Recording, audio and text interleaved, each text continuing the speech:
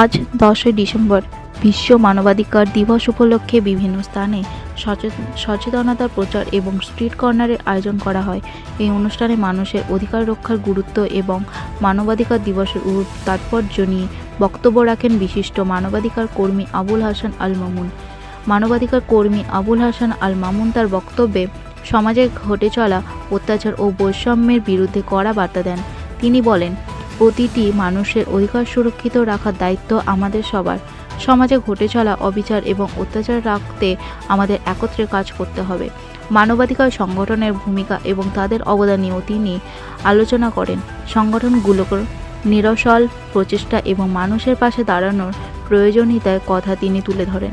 জেলাবাসী ও রাজ্যবাসীকে মানবাধিকার দিবসে শুভেচ্ছা জানিয়ে তিনি সবাইকে একসঙ্গে কাজ করার আহ্বান জানান।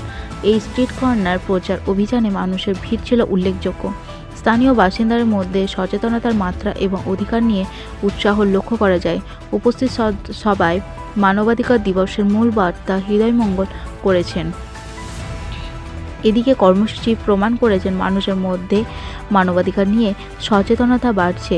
ভবিষ্যতের এই ধরনের উদ্যোগ আরও ব্যাপক মাত্রায় নেওয়ার জন্য মানবাধিকার কর্মী এবং সংগঠকরা প্রতিজ্ঞাবদ্ধ। আজ 10ই ডিসেম্বর বিশ্ব মানবাধিকার দিবস।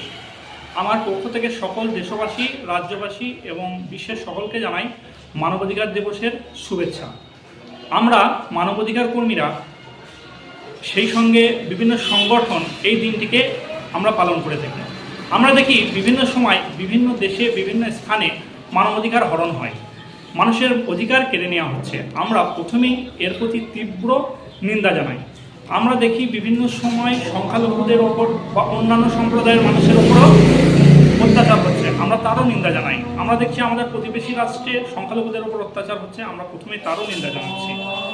আমরা যেমন মানবাধিকার নিয়ে কাজ করি, তেমনই রাজ্য স্তরে এবং কেন্দ্রীয় স্তরে সরকারি পর্যায়ে বিভিন্ন মানবাধিকার কমিশন গঠন করা হয়েছে, তারাও তাদের কাজ করে থাকেন।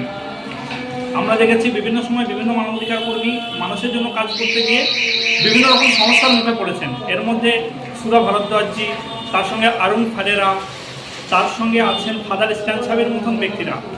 আমরা তাদের মতো না হলেও আমরা আমাদের মতন করে বিভিন্ন কাজ করি এবং বিভিন্ন মানবাধিকার সংগঠনের সঙ্গে আমরা সম্পর্ক স্থাপন করি, কখনো যৌথভাবে কখনো এককভাবে আমরা কাজ করে থাকি। আমি আরও একবার মানুষকে এবং আমার রাজ্যবাসীকে আন্তর্জাতিক মানবাধিকার দিবসের শুভেচ্ছা জানিয়ে আমার বক্তব্য এখানে শেষ করছি।